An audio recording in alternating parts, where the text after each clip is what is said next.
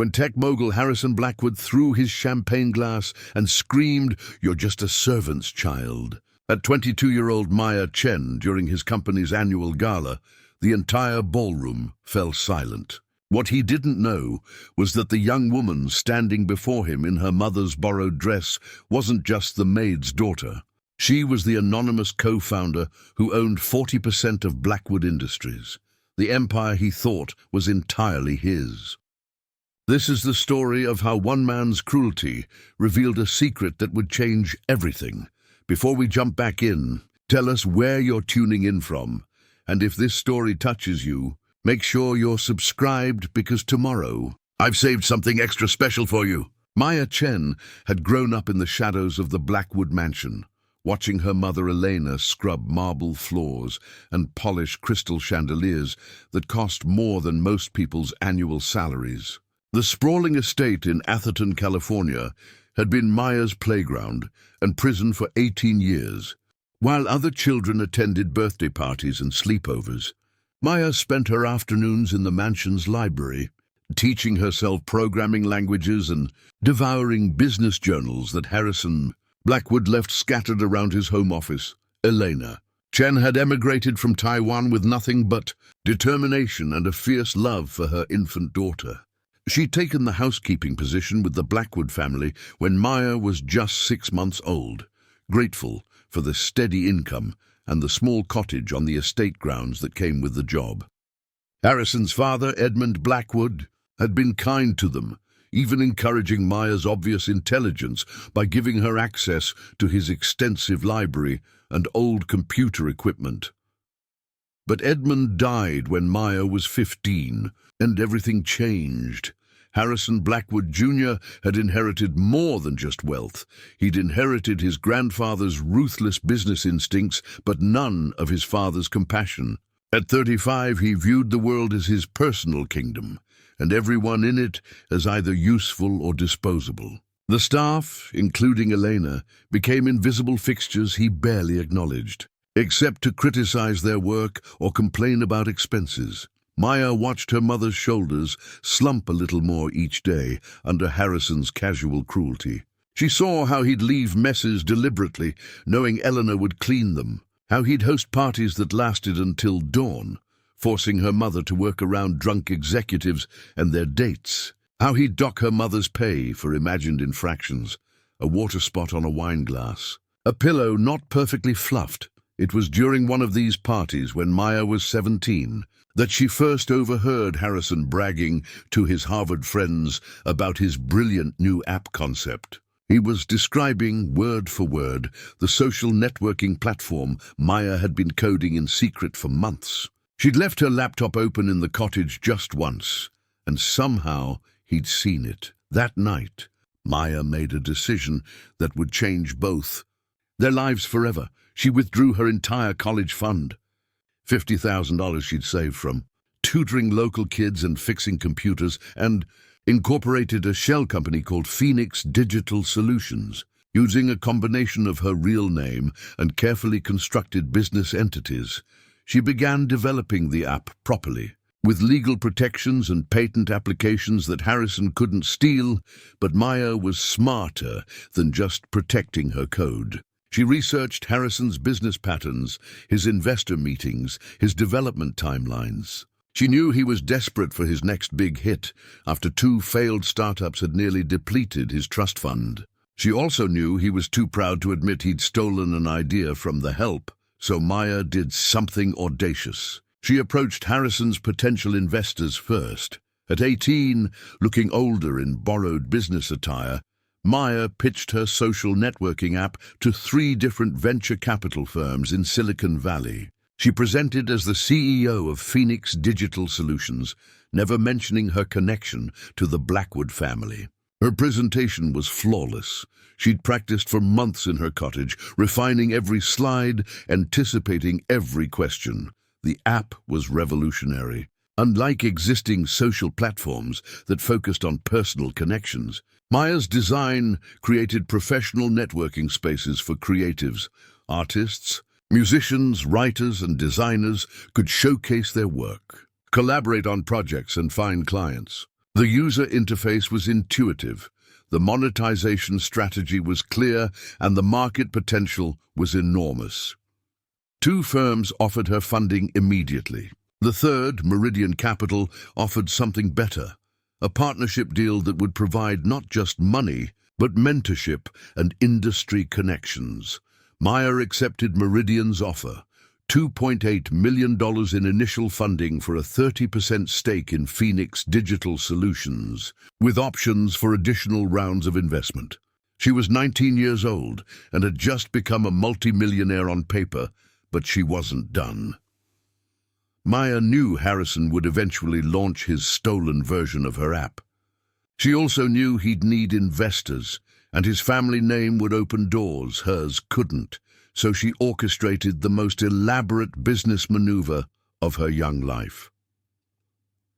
Through Meridian Capital's connections, Maya arranged for Phoenix Digital Solutions to approach Harrison Blackwood with an acquisition offer. But instead of a buyout, she proposed something more complex, a merger that would combine his concept with her superior technical execution.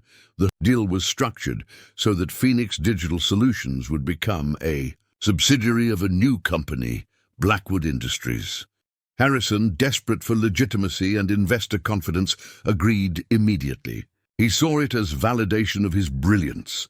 Another company was so impressed with his idea that they wanted to merge with him. He never bothered to research Phoenix Digital Solutions thoroughly. His lawyers reviewed the contracts, but the shell company structure and Maya's carefully constructed business identity obscured her real connection to him. The merger documents were dense with legal language, but the essential structure was simple. Harrison Blackwood would own 51% of the new Blackwood Industries, while Phoenix Digital Solutions, Maya's company, would own 40%. The remaining 9% was distributed among early employees and advisors. Maya had legally maneuvered herself into owning nearly half of the company that bore Harrison's name, built on the app she'd created, funded by investors she'd secured. And Harrison had signed every document with a smile, believing he was the genius behind it all.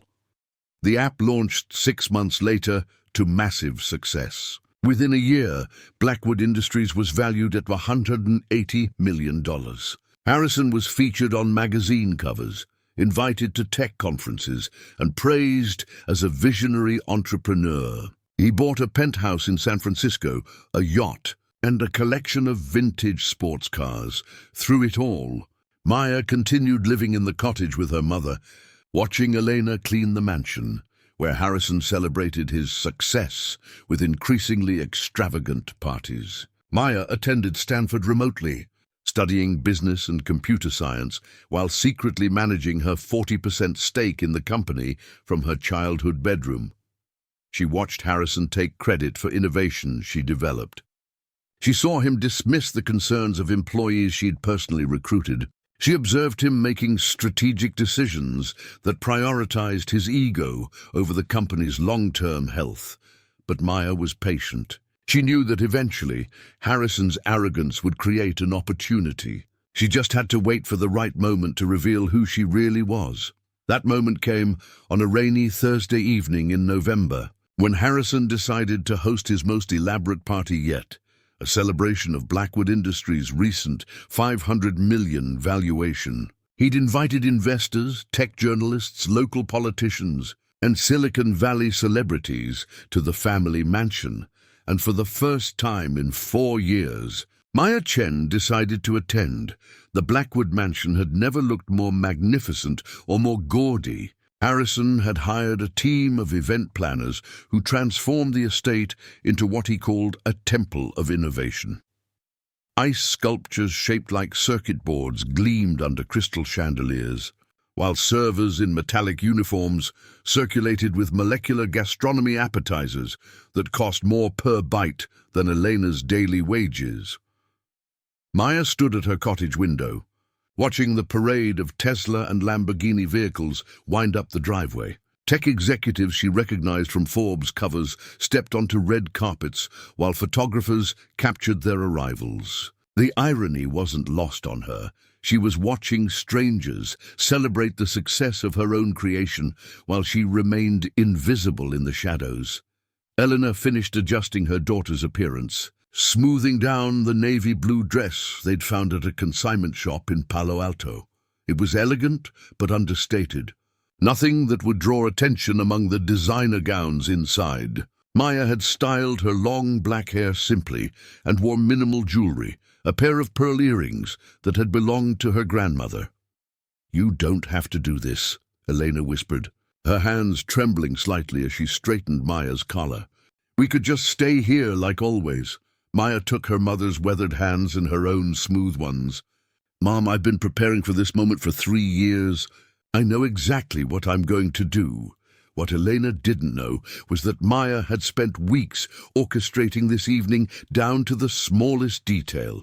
She'd used her access to Blackwood Industries' internal systems to study the guest list, the seating arrangements, even the catering schedule. She knew that Harrison would give his speech at exactly 9:30 p.m., right after the salmon course and before the dessert service. She knew he'd be standing at the far end of the ballroom, with the company's leadership team arranged behind him like a corporate Last Supper. Maya also knew that 3 investigative journalists would be in attendance, along with camera crews from 2 tech industry documentaries. Whatever happened tonight would be recorded and witnessed by exactly the right people. At 8:45 p.m., Maya walked through the mansion's service entrance, the same door she'd used as a child when visiting her mother during work hours. The catering staff, focused on their precision service, barely noticed another young woman in dark clothing moving through the corridors. Maya made her way to Harrison's home office, a room she knew better than its owner. She pulled out a tablet and connected it to Harrison's computer network, using credentials she'd maintained since her teenage years. In less than 3 minutes, she'd uploaded a presentation to the main screen system that controlled every display in the ballroom. The presentation was titled, "The Real Story of Blackwood Industries." It contained legal documents, patent filings, incorporation papers, and a detailed timeline showing the true development of the social networking platform. Every slide was meticulously sourced and legally bulletproof. Preparing and narrating this story took us a lot of time, so if you are enjoying it, subscribe to our channel. It means a lot to us. Now back to the story.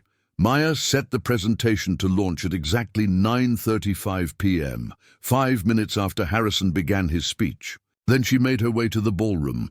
The grand space buzzed with animated conversation and the clink of champagne glasses. Maya moved along the edges of the room, staying near the walls, where the lighting was softer and the crowds thinner. She recognized faces from business magazines and tech conferences, people who had unknowingly invested in her company, praised her innovations, and built their own success on her platform. Harrison commanded the center of the room like a king holding court. At 38 now, he'd grown more confident with success, his gestures broader and his voice louder. He wore a custom tuxedo that probably cost more than most people's cars. And his smile had the practiced perfection of someone who'd spent years being photographed. "Ladies and gentlemen," Harrison's voice boomed across the ballroom as he tapped his champagne flute with a silver knife. "Thank you all for being here tonight to celebrate not just Blackwood Industries, but the power of American innovation." Applause rippled through the crowd. Maya positioned herself near the main screen, close enough to access the control panel if needed, but far enough to remain unnoticed. Harrison launched into his prepared remarks, a polished speech about vision, determination, and the courage to disrupt established industries. He spoke about his journey from concept to creation, describing late nights coding and early mornings pitching to investors. Every word was a lie, and Maya felt her pulse quicken with each fabricated anecdote. "When I first envisioned the platform that would become our flagship product," Harrison continued, "I knew it had to be something completely revolutionary, something that would change how creative professionals connect and collaborate forever." Maya checked her watch. 9:33 p.m. 2 minutes. The critics said it couldn't be done. Harrison was saying, the investors said the market wasn't ready. But I believed in the vision, and I had the technical skills to make it reality. 4 p.m. Maya's finger hovered over the tablet screen. Today, Blackwood Industries employs over 300 people, serves 2 million users worldwide, and has been valued at $500 million. But more importantly, we've created something that matters, a platform that empowers artists, musicians, writers, and designers to build careers and find their communities. The crowd applauded enthusiastically. Harrison paused to soak in the adulation, his chest swelling with pride. 2 p.m. Maya touched her tablet screen. The massive display behind Harrison flickered once, then filled with the title slide of Maya's presentation. Harrison, still facing the audience, didn't notice immediately, but the crowd's applause faltered as people began reading the screen. The real story of Blackwood Industries, how a stolen idea became a Silicon Valley success. Harrison finally turned around, and Maya watched the color drain from his face as he saw the first slide of legal documents. Patent applications filed under Phoenix Digital Solutions, incorporation papers showing Maya Chen as the primary founder. Investment agreements predating Harrison's involvement by 8 months. What is this? Harrison stammered, looking around frantically for someone to blame. The second slide appeared, a side-by-side comparison of Maya's original code and the final platform, showing identical algorithms and architecture. The timestamps were clearly visible, proving she'd written the core framework. Months before Harrison claimed to have invented it. Murmurs rippled through the ballroom as investors and journalists began taking photos of the screen with their phones. Maya noticed several people pulling out notebooks and recording devices. Harrison spotted a technician near the AV booth and shouted, "Turn this off! Turn it off right now!" But the presentation continued automatically. The third slide showed the merger documents that had created Blackwood Industries, highlighting the ownership percentages in bold red text. Harrison Blackwood, 51%. Phoenix Digital Solutions, 40%. This is sabotage. Harrison yelled, his voice cracking with panic. Someone has hacked our system! Security! The fourth slide was a photograph. Maya at age 17, working on her laptop in the mansion's library. The timestamp showed it was taken 2 days before Harrison's first recorded mention of the social networking concept to his friends. Margaret Stevens, the tech journalist from Wired magazine, stood up in the audience. "Mr. Blackwood, can you explain these documents? They appear to show that Phoenix Digital Solutions was the original developer of your platform." Harrison's eyes darted around the room, looking for an escape. This is clearly fabricated. Someone is trying to damage our company's reputation. These documents are fake. The fifth slide displayed Harrison's own signature on the merger agreement, along with his lawyer's notarization stamp and the date. Below it was a quote from Harrison himself, taken from a TechCrunch interview 6 months earlier. "I've always been a solo entrepreneur. I build everything from the ground up entirely on my own vision." Maya knew this was her moment. She stepped forward from the shadows, moving through the crowd with quiet confidence. People parted instinctively as she walked toward the front of the room. "The documents aren't fake, Harrison," Maya said, her voice cutting through the confused murmur of the crowd. "And I can prove it." Harrison's head snapped toward her voice, and for the first time in years, he actually looked directly at Maya Chen. His expression shifted from panic to confusion to a dawning recognition. "You," he whispered, then louder. "You! What are you doing here? How did you get in?" Maya reached the front of the room and turned to face the audience. 200 of Silicon Valley's most powerful people stared back at her, their faces a mixture of curiosity and growing understanding. "My name is Maya Chen," she said clearly, "and I am the founder and 40% owner of Blackwood Industries." The silence that followed was absolute. The silence stretched for what felt like an eternity. Maya could hear the faint hum of the ice machines in the kitchen, the distant clatter of servers pausing their work, the barely audible whir of camera lenses adjusting focus. 200 faces stared at her, processing the impossible claim she'd just made. Harrison's champagne glass slipped from his fingers and shattered against the marble floor, the crystal fragments catching the ballroom lights like fallen stars. His face cycled through emotions: disbelief, rage, fear, and something Maya had never seen before: genuine panic. "That's impossible," he said, his voice barely above a whisper. Then louder, with forced authority, "That's absolutely impossible." She's just what, Harrison?" Maya's voice remained steady, professional. She pulled out her tablet and connected it to the room's wireless system. "Just the maid's daughter who's been living on your property for 22 years. Just the girl who taught herself programming in your father's library. Just the person who actually built the platform that made you famous." David Chen, no relation to Maya, despite sharing a surname, the CEO of Meridian Capital, who had initially funded Phoenix Digital Solutions, stood up from his table near the front. Maya had specifically requested his presence tonight, knowing his testimony would be crucial.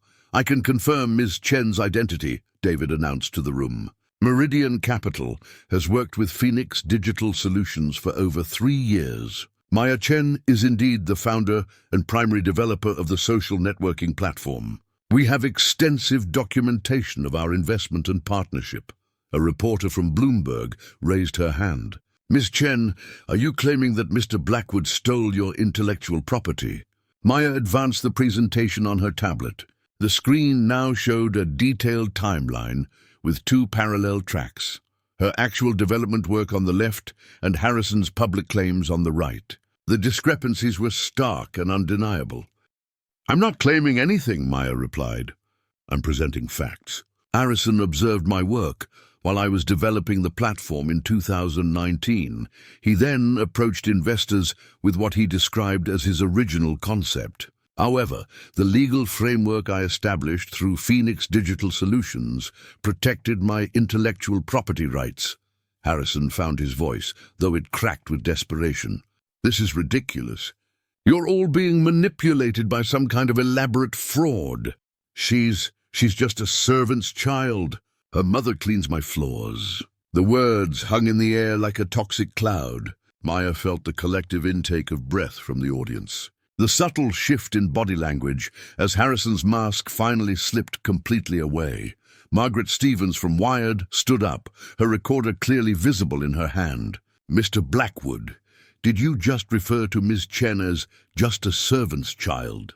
No, that's not, I mean..." Harrison looked around frantically for support, but the faces staring back at him had transformed from confusion to disgust. Even his own board members were stepping away from him. Elena appeared in the doorway of the ballroom, still wearing her housekeeper's uniform. She had been working in the kitchen when the commotion started, and Maya could see the mixture of pride and fear in her mother's eyes as she witnessed her daughter commanding the attention of Silicon Valley's elite. Maya turned to address the room directly. "Harrison is correct about one thing. My mother, Eleanor Chen, has been the housekeeper for the Blackwood family for over 20 years. She raised me in the cottage on this estate while working multiple jobs to support us. What he fails to understand is that being just a servant's child never limited my potential. It motivated me to exceed it." She clicked to the next slide, which showed her academic achievements: perfect SAT scores, early admission to Stanford, Dean's List honors, and a computer science degree she'd completed while secretly running a multi-million-dollar company.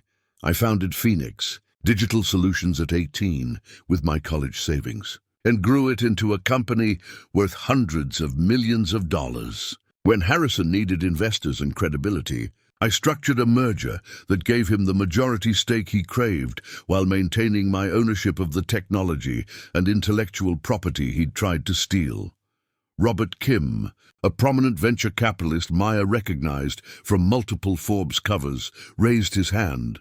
"Ms. Chen, if you own 40% of Blackwood Industries, why reveal yourself now? Why not remain silent and continue profiting from your stake?" Maya had prepared for this question, The final slides of her presentation showed screenshots of internal company emails, board meeting minutes, and strategic decisions from the past year. All bore Harrison's digital signature and executive approval, because Harrison has been making decisions that damage the long-term health of the company, Maya replied. He's fired key engineers I recruited, cancelled innovative projects I designed, and consistently prioritized his personal brand over product development. As a 40% owner, I have a fiduciary responsibility to protect the company and its employees. The slides showed specific examples. Talented developers dismissed for questioning Harrison's technical knowledge, promising features scrapped because they weren't flashy enough for his conference presentations, and budget allocations that favored marketing over research and development. Harrison's lawyer, a sharp-faced woman named Patricia Wells, who'd been sitting at the head table, stood up and approached the front of the room. Maya recognized her from the merger negotiations years earlier. "This is all very dramatic," Patricia said, her voice cutting through the murmurs. "But regardless of these claims, Mr. Blackwood remains the majority shareholder and CEO of Blackwood Industries. Ms. Chen, if she is indeed a stakeholder, would need to pursue any disputes through proper legal channels." Maya smiled, the first genuine smile she'd worn all evening. "Actually, Patricia, I think you should review Section 15 of the merger agreement you negotiated. The clause about material misrepresentation and breach of fiduciary duty." Patricia's confident expression faltered slightly. Maya could see her mentally reviewing the contract language. "According to the agreement," Maya continued, "if the majority shareholder is found to have materially misrepresented their role in the company's founding, or if they breach their fiduciary duty to shareholders, their voting rights can be suspended pending arbitration.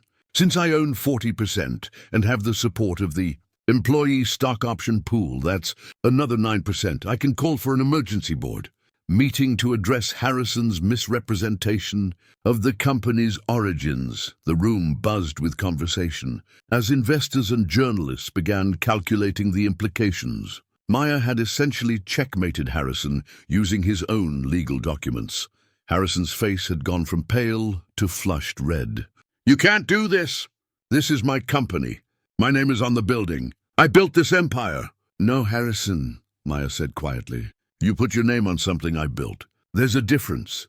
Thomas Blackwood, Harrison's uncle and a member of the board of directors, stood up from his table. Maya had met him only briefly during the merger negotiations, but she knew he controlled significant family investments. "Harrison," Thomas said, his voice carrying the weight of old money and older disappointment, "I think you need to step away from this situation before you make it worse." But Harrison was beyond rational thought now. The alcohol, the shock, the public humiliation, it all combined to strip away whatever self-control he'd maintained. "This is insane," he shouted, pointing directly at Maya. "You're all being conned by a nobody, a servant's child who got lucky with some stolen code. I made this company what it is. I'm the one who took the meetings, who charmed the investors, who built the brand. She's nothing without me." Maya looked around the room at the faces of reporters, investors, and tech executives who were recording every word. Harrison was destroying himself more effectively than any evidence she could have presented. "You're right about one thing," Maya said calmly. "You did charm the investors and build the brand. You built it on my platform, with my technology, using my innovations. And now everyone knows exactly what that's worth, without my contributions." She clicked to her final slide, a detailed financial analysis showing how the platform's user growth, feature development, and technical stability had declined over the past 18 months. Coinciding with Harrison's increased control over product decisions. "The question isn't whether I'm nothing without you, Harrison. The question is whether you're anything without me." The ballroom had transformed into something resembling a corporate war zone. Clusters of investors huddled in urgent conversations, their phones pressed to their ears as they called their firm's legal departments. Journalists circulated like sharks, recording every exchange and securing quotes from shell-shocked attendees. The catering staff had given up all pretense of service and stood along the walls, watching the spectacle unfold. Maya remained at the front of the room, her tablet displaying the financial analysis that painted a devastating picture of Blackwood Industries under Harrison's unchecked leadership. User retention down 12%, feature development delays averaging 4 months, and 3 major security vulnerabilities that Harrison had dismissed as minor technical issues. Harrison stood frozen in the center of it all, his custom tuxedo now wrinkled and sweat-stained. His carefully styled hair had become disheveled from running his hands through it, and his eyes darted between Maya and the crowd with the desperate look of a cornered animal. Dr. Sarah Martinez, the lead investor from Apex Ventures who controlled 8% of the company through a Series B funding round, stepped forward. Maya had specifically researched her background, a former MIT professor turned venture capitalist with zero tolerance for founder misconduct. "Ms. Chen," Dr. Martinez said, her voice carrying the authority of someone accustomed to boardroom battles. "You mentioned an emergency board meeting. What exactly are you proposing?" Maya had anticipated this question and spent months preparing her answer. She pulled up a new document on her tablet, a comprehensive restructuring proposal she'd been refining since discovering the extent of Harrison's mismanagement. "I'm proposing a complete leadership audit and temporary suspension of Harrison's executive authority pending investigation," Maya replied. "The evidence shows a pattern of decisions that prioritize personal recognition over company performance. We need professional management while we sort out the legal implications of his misrepresentation." The room erupted in murmurs as people processed the magnitude of what she was suggesting. Maya was essentially calling for a corporate coup, using Harrison's own legal documents and business structure against him. Harrison finally found his voice, though it came out as more of a croak. "You can't do this. The board won't support some child who thinks she can waltz in here and take over my company." "Your company?" The voice came from an unexpected source, Jonathan Blackwood, Harrison's younger brother, who had been sitting quietly at a corner table throughout the evening. Maya knew Jonathan worked as a software engineer at a competing firm and had a strained relationship with his brother, but she hadn't expected him to speak up. Jonathan stood and walked toward the front of the room, his movements deliberate and calm. "Harrison, I've been watching this company's technical decisions for 3 years, and they've been getting progressively worse. Half the engineering community in Silicon Valley knows there are fundamental problems with your platform that you refuse to acknowledge." This was news to Maya, but she didn't let her surprise show. Jonathan's insider knowledge of the technical issues could provide crucial support for her position. "John, stay out of this," Harrison snapped, his voice carrying a lifetime of sibling rivalry. "You've always been jealous of my success." "I've been concerned about your competence," Jonathan replied evenly. "There's a difference," he turned to address the room. 3 months ago, my team at Nexus Tech identified critical security vulnerabilities in Blackwood Industries' user authentication system. When I approached Harrison privately to warn him, he accused me of corporate espionage and threatened to sue me. Maya felt a surge of vindication. She discovered those same vulnerabilities during her review of the platform's code, but hadn't been able to address them without revealing her access to the system. Margaret Stevens raised her recorder. "Mr. Jonathan Blackwood, are you saying your brother ignored warnings about security flaws that could compromise user data?" "I'm saying my brother has been making technical decisions without the expertise to understand their consequences," Jonathan replied. "And based on what Ms. Chen has presented tonight, I now understand why. He's been taking credit for work he doesn't comprehend." Harrison's face had gone from flushed to ashen. The support he'd expected from his own family was crumbling in real time. Patricia Wells, Harrison's lawyer, stepped closer to Maya. "Ms. Chen, assuming your ownership claims are legitimate, what you're proposing would require approval from the board of directors. That's a process that takes weeks, not hours. Maya smiled again, the expression of someone who had thought several moves ahead. Actually, Patricia, if you review Section 12 of the corporate bylaws, which you also negotiated, you'll find provisions for emergency action when there's evidence of material fraud or gross misconduct by executive leadership. She clicked to a new slide, showing the relevant legal text highlighted in yellow. Any shareholder controlling 25% or more of the company can call for immediate, temporary measures if they can demonstrate imminent harm to corporate interests. I control 40%, and I have documentation of decisions that have cost the company millions in lost revenue and exposed us to significant legal liability.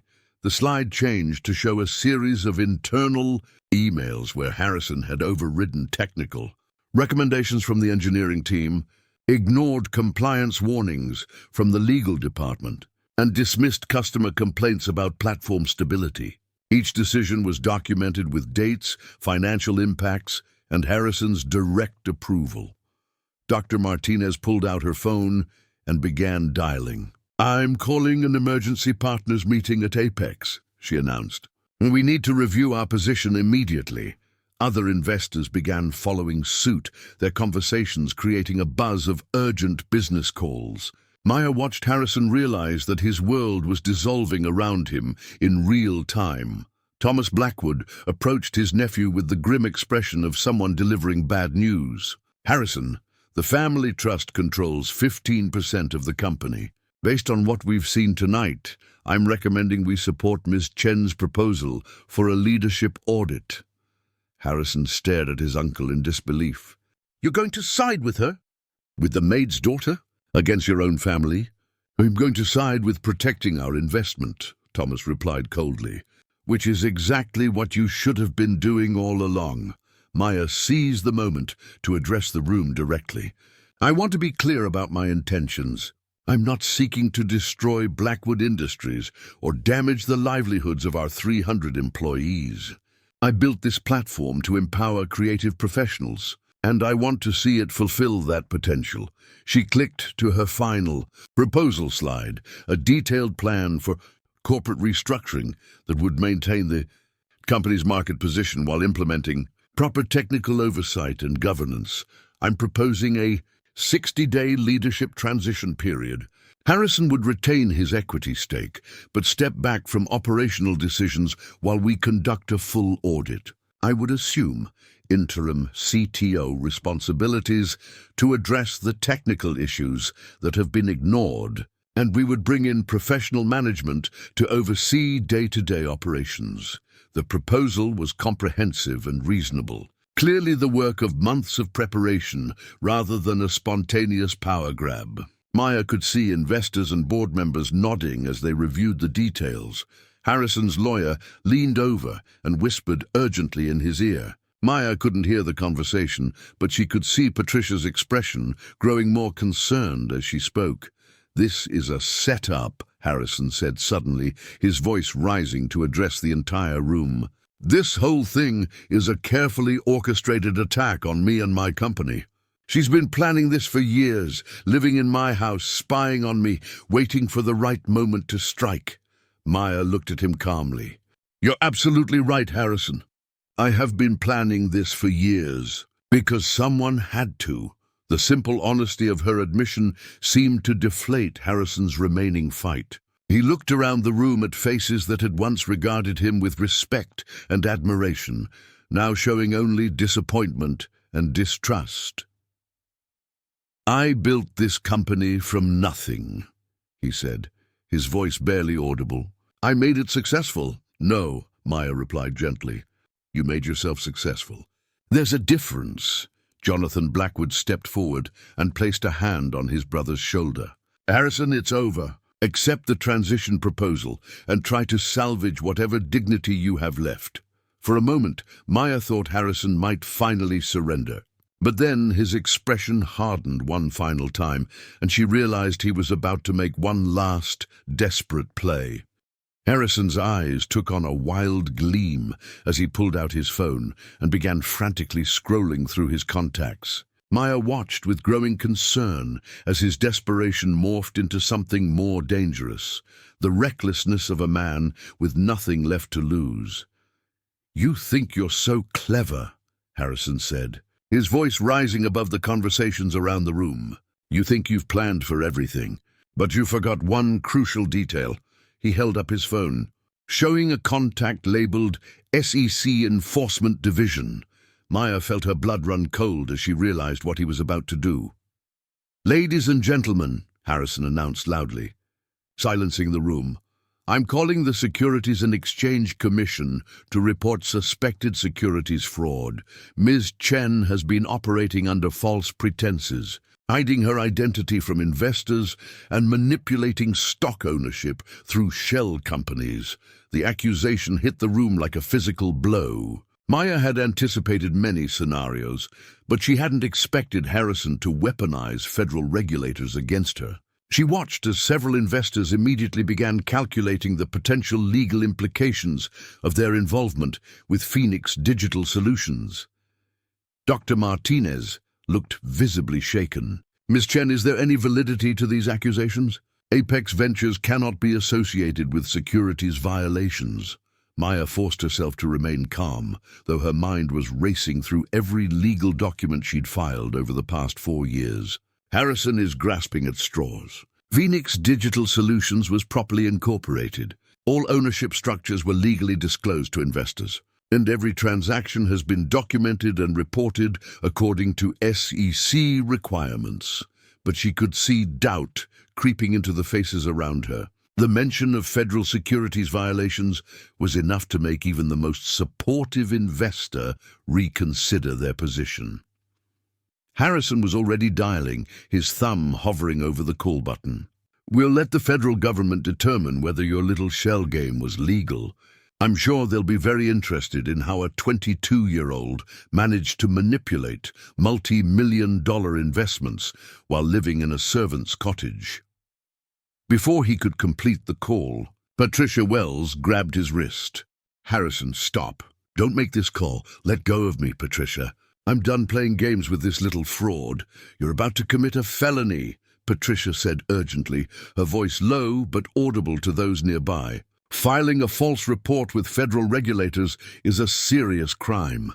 And based on the documents I've reviewed tonight, Ms. Chen's ownership structure appears to be completely legitimate." Harrison stared at his lawyer in disbelief. "You're supposed to be representing me." "I'm trying to prevent you from destroying yourself completely," Patricia replied.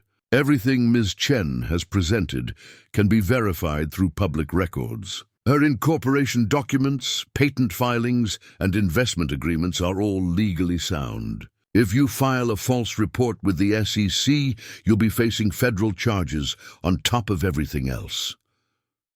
Maya seized the moment to address the crowd's concerns directly. She pulled up a new presentation on her tablet, one she'd prepared months ago but hoped never to use. "Since Harrison has raised questions about the legality of Phoenix Digital Solutions, let me provide complete transparency," Maya announced. The screen behind her filled with official documents bearing government seals and legal stamps. The first slide showed Phoenix Digital Solutions' Delaware Incorporation certificate, filed when Maya was 18 years old. The second displayed her federal tax ID number and business license applications. The third showed correspondence with the SEC's Division of Corporation Finance, documenting her compliance with all reporting requirements for her investment. Rounds, every aspect of Phoenix Digital Solutions, formation and operations, has been conducted in full compliance with federal and state regulations, Maya continued. I worked with Meridian Capital's legal team to ensure proper disclosure and documentation. The only reason Harrison wasn't aware of my identity is because he never bothered to conduct proper due diligence before agreeing to the merger. She clicked to a particularly damaging slide. Emails from Harrison's own legal team recommending more thorough background checks on Phoenix Digital Solutions, which Harrison had dismissed as unnecessary bureaucracy. Jonathan Blackwood shook his head in disgust. Harrison, You signed merger agreements worth hundreds of millions of dollars without researching the other party. That's not fraud on her part. That's incompetence on yours. The room began to shift decisively against Harrison as the implications sank in. Maya had operated completely within legal bounds, while Harrison had been negligent in his fiduciary duties as CEO. Robert Kim stood up, his expression grim. Mr. Blackwood, regardless of tonight's revelations, your threat to file false reports with federal regulators demonstrates exactly why Ms. Chen's concerns about your leadership are valid. This is not the behavior of someone who should be running a public-facing technology company. Maya could see the momentum turning decisively in her favor, but she also recognized that Harrison was becoming increasingly unstable. His face had gone pale, and his hands were trembling as he clutched his phone. Elena had moved closer to the front of the room, positioning herself where she could reach Maya if needed. Mother and daughter exchanged a brief glance, and Maya saw 22 years of quiet strength and determination reflected in Elena's eyes. "There's something else everyone should know," Elena said suddenly, her accented English carrying clearly across the ballroom. The unexpected intervention caused a ripple of surprise. The housekeeper had remained silent throughout the entire confrontation. Maya looked at her mother with concern, unsure what she was about to reveal.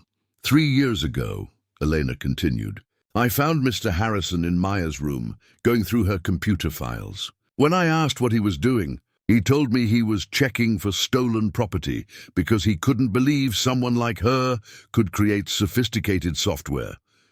The revelation hit the room like a thunderbolt. Harrison had been caught red-handed stealing Maya's intellectual property, and there was a witness. "That's a lie," Harrison shouted, but his voice cracked with panic. "She's just protecting her daughter." "You can't trust the word of a what?" Elena asked quietly, her dignity intact despite her simple uniform and accented speech. "Of a woman who has worked honestly for 22 years to support her family. Of someone who has watched you take credit for her daughter's brilliance while treating us both like we were invisible." Margaret Stevens stepped forward with her recorder. "Mrs. Chen, are you saying you witnessed Mr. Blackwood accessing your daughter's personal files without permission?" "I am saying I watched him copy her work," Eleanor replied firmly. "And when I threatened to tell Maya, he said it didn't matter because no one would ever believe the maid's daughter could create something valuable." The testimony was devastating. Maya felt a surge of love and gratitude for her mother's courage in speaking out, but she also saw the final nail being driven into Harrison's coffin. Harrison seemed to realize it too. His face cycled through rage, denial, and finally a kind of desperate acceptance. He looked around the room at the faces of people who had once celebrated his success, now regarding him with a mixture of disgust and pity. "Fine," he said finally, his voice hollow. "You want the company? Take it. See how long you last trying to run a business from your little cottage. See how the tech world treats a servant's daughter when the spotlight's on her." Maya looked at him with something approaching sympathy. "Harrison, I was never trying to take anything from you. I was trying to protect something I created. If you had been honest about your role from the beginning, we could have been real partners." "Partners?" Harrison laughed bitterly. "With someone like you? I'm a Blackwood. My family built half of Silicon Valley. You're nobody." The words hung in the air, revealing the depth of Harrison's delusions about his own importance and the worthlessness he assigned to others based on their social status. Thomas Blackwood stepped forward, his face flushed with embarrassment. "Harrison, you're a disgrace to our family name. Our grandfather would be ashamed of what you've become." He turned to address the room. "On behalf of the Blackwood Family Trust, I formally support Ms. Chen's proposal for emergency leadership transition. Harrison will be removed from all operational responsibilities effective immediately." Dr. Martinez nodded in agreement. "Apex Ventures concurs. We'll be working with our legal team to formalize the transition process. But Mr. Blackwood's behavior tonight has made continued leadership impossible." Other investors began voicing their support for Maya's proposal. creating a cascade of endorsements that left Harrison completely isolated. Maya watched it all unfold with mixed emotions. She had achieved everything she'd planned, but the victory felt hollow, seeing Harrison's complete destruction. Despite everything he'd done, she remembered the scared teenager he'd been when his father died, suddenly thrust into responsibilities he wasn't equipped to handle. "There's one more thing," Maya said, addressing the room but looking directly at Harrison. "The transition proposal includes provisions for Harrison to remain involved in the company if he chooses. Not in leadership, but as a contributor to the marketing and business development teams where his networking skills could be valuable." The offer stunned everyone, including Harrison. Maya was extending an olive branch even after his attempts to destroy her. "I built this platform to create opportunities for creative professionals," Maya continued. "That includes giving people second chances when they're willing to earn them."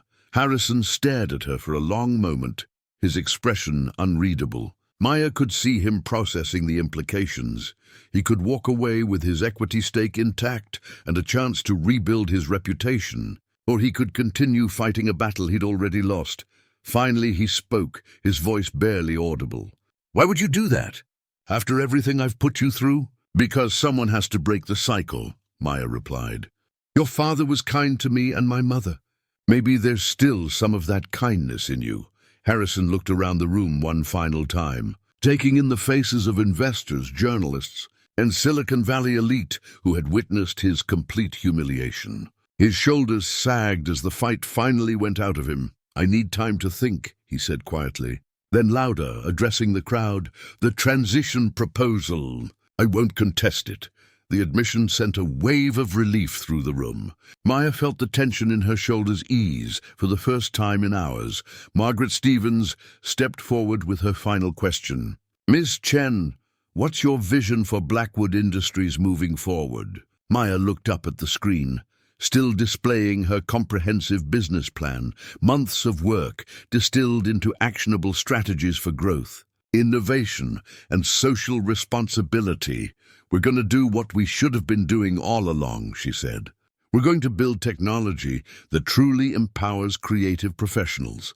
We're going to prioritize user privacy and platform security. We're going to create an environment where talent is recognized regardless of someone's background or social status." She paused, glancing at her mother standing proudly in her housekeeper's uniform. "And we're going to remember that innovation comes from unexpected places. Sometimes the most revolutionary ideas come from people the world overlooks. People working in cottages behind mansions. People whose mothers clean floors while they dream of changing the world." The room erupted in applause, not the polite golf claps of corporate events, but genuine appreciation for Maya's vision and courage. As the crowd began to disperse, investors scheduling follow-up meetings and journalists rushing to file their stories, Maya found herself standing alone with Elena in the center of the ballroom where it all began. "I'm proud of you." "Mija," Elena said softly, using the Spanish endearment she'd called Maya since childhood. "But I'm also worried." "This is just the beginning of the real challenges," Maya nodded, understanding the weight of responsibility she'd just accepted. Running a $500 million company would require different skills than planning a corporate coup. "I know, Mom, but I'm ready, and I won't be doing it alone." She looked around the ballroom, where servers were beginning to clear champagne glasses and wilted flower arrangements. In a few hours, the mansion would return to its normal quiet, but everything would be different. Maya Chen was no longer the invisible maid's daughter, living in the shadows of someone else's success. She was the CEO-elect of Blackwood Industries, the rightful owner of her innovations, and the author of her own destiny. And for the first time in her life, the world was finally paying attention. Up next, you've got 2 more standout stories right on your screen. If this one hits the mark, you won't want to pass these up. Just click and check them out. And don't forget to subscribe and turn on the notification bell so you don't miss any upload from us.